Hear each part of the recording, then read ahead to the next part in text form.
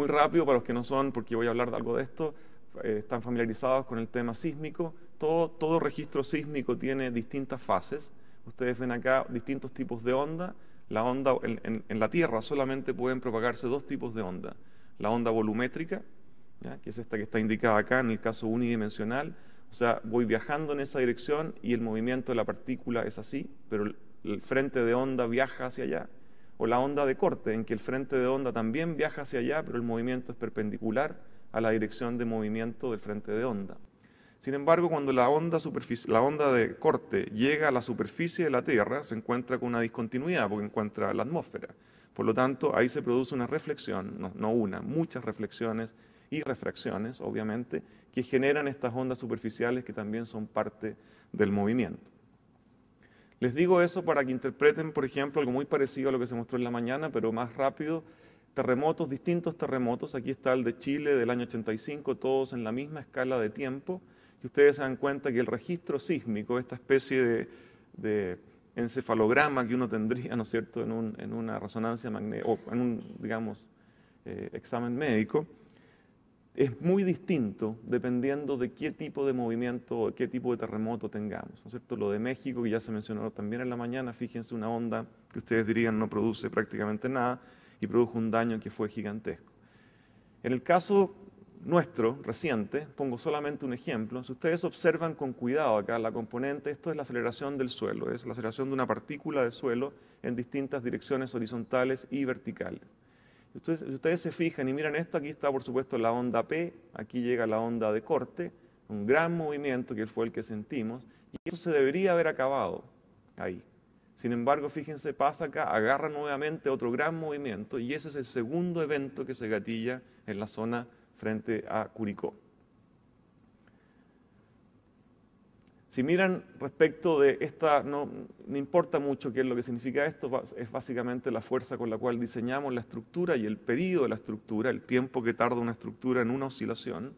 Edificios altos están acá, edificios bajos y rígidos están acá, y aquí está la norma chilena, la norma 433, para un registro específico que fue el obtenido en la zona de Curicó.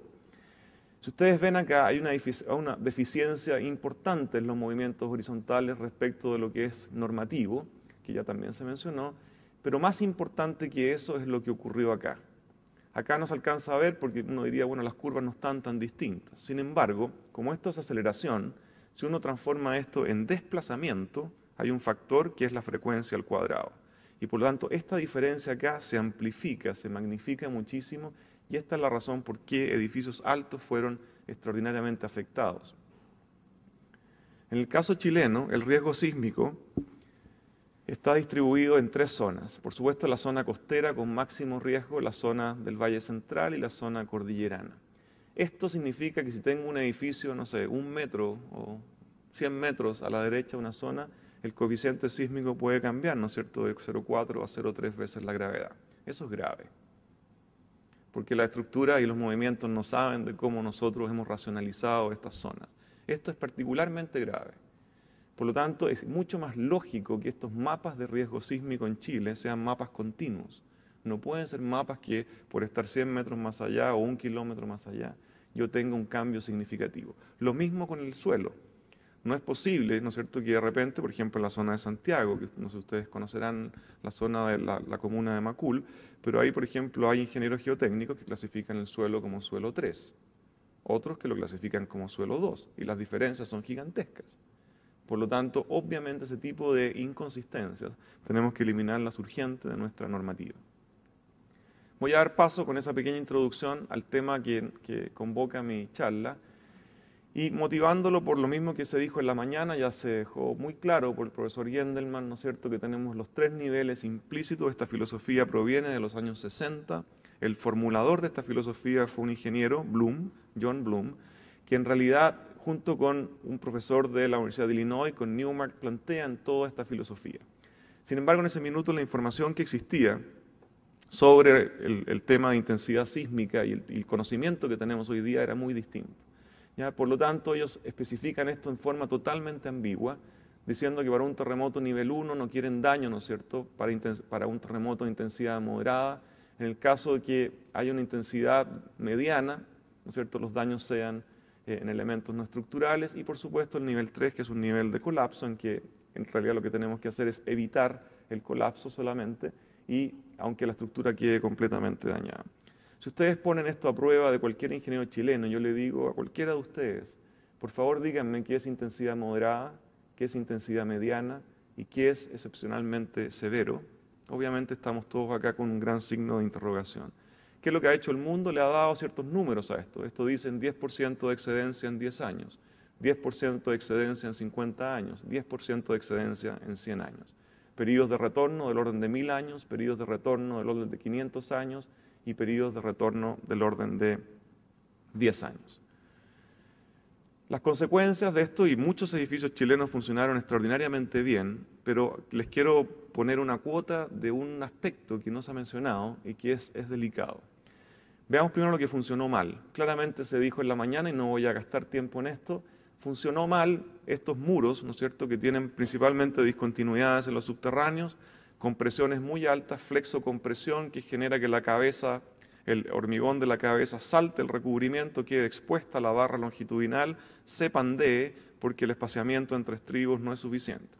Sin embargo, yo les puedo dar garantía que aunque el confinamiento de esas cabezas hubiera sido perfecto, estos muros igual habrían fallado en forma frágil, porque la sección de hormigón que tienen es muy poca. Y si ustedes continúan reduciendo los muros, que antiguamente nunca bajaban de 20 o 22 centímetros, a 17, a 15 centímetros, no se van a sacar de encima el gran problema, que es el exceso de compresión en los muros de edificios chilenos entre 15 y 25 pisos. Están absolutamente en la parte superior de las curvas de interacción, momento carga axial, y por lo tanto tienen comportamiento frágil. Y esto ocurrió, yo diría, en el 95% de los casos que hemos observado, tanto en ciudades del sur de Chile como en Viña, Valparaíso, Santiago, etc. El otro componente que también se mencionó, que no es menor, es el componente no estructural. O sea, la cantidad de elementos no estructurales dañados en bueno, no en este mismo, pero en el hotel que ustedes tienen acá en Talca, los cielos falsos todos, es increíble la cantidad de daño y pérdidas que existen hoy día a nivel no estructural. El aeropuerto de Santiago es un ejemplo emblemático, porque en realidad hasta una de las rampas que va al avión chocó un avión que lo torció. El fenómeno está explicado muy brevemente acá, ¿no es cierto? Flexocompresión, ya se mencionó en la mañana, la cabeza de compresión salta, se pandea el fierro, se pierde la capacidad flexural de la cabeza, invierto el momento hacia el otro lado, rompo la otra cabeza y por supuesto, al no tener las cabezas que toman gran parte de la flexión del muro, la fisura se propaga horizontalmente. ¿Por qué surge entonces el tema de aislamiento sísmico? Precisamente porque dentro del proceso que nosotros manejamos, y esto también es muy importante para los arquitectos, y lo mencioné anoche en una cena que tuvimos de camaradería, los ingenieros estructurales no tenemos la verdad. No podemos saber exactamente qué le va a pasar a una estructura durante un terremoto que tampoco conocemos. No conocemos la entrada sísmica, y tampoco conocemos el comportamiento inelástico en forma correcta de un componente, ya sea acero, hormigón o incluso madera, como se menciona. Por lo tanto, no nos tengan tanta confianza. Nosotros podemos hacer la mejor ingeniería, sin embargo, les garantizo que si hay una estructura que tiene una genética arquitectónica equivocada, no hay nada que hacer contra eso. Yo puedo dimensionarla, la puedo hacer caer dentro de un código, pero eso no garantiza que esa estructura se comporte correctamente. La arquitectura tiene un rol fundamental en concebir una estructura, un diseño que nunca antes ha sido probado en ningún terremoto. Cada edificio es distinto, concebirlo de forma sana. Quiero partir, porque en realidad uno habla de aislamiento sísmico y disipación de energía, quiero partir por el concepto más simple, que es el de disipación de energía y que está implícito en la normativa chilena. En la normativa chilena, cuando uno habla de los factores de reducción, claramente está hablando de que algo en la estructura se tiene que dañar para que yo pueda resistir ese terremoto. De la misma manera que, por ejemplo, cuando yo tengo un impacto en un auto, si el auto no se deforma plásticamente, no hay ninguna posibilidad de que el ocupante sobreviva a ese impacto. Por lo tanto, yo para poder producir reducciones sísmicas de la demanda en una estructura, me tengo que dañar. El daño es parte integral, como lo dijo Tomás en la mañana, del diseño sismo resistente. Es la verdad, yo publiqué una carta en el Mercurio, es una verdad terrible y es la mejor guardada de todos los ingenieros estructurales en el mundo. Y esto tiene que salir hacia afuera, porque el que tiene que tomar la decisión sobre el riesgo de una estructura no es el ingeniero estructural, es el dueño y el que lo ocupa, no el ingeniero estructural. Por lo tanto, hay que ir traspasando paulatinamente la decisión del riesgo desde el ingeniero estructural hacia el que toma la decisión, que es el propietario y el ocupante, por supuesto. Y que el ocupante puede decirle al ingeniero calculista o al dueño de su edificio, ¿me puede indicar usted con qué nivel de riesgo está diseñada esta estructura? Eso es lo que está pasando hoy día fuera de Chile. Yo quiero saber para qué evento sísmico esta estructura puede dañarse y qué le puede ocurrir. Una pregunta muy desagradable, pero que hay que ser capaz de contestar. En el caso de una estructura con disipación de energía, ¿qué es lo que buscamos?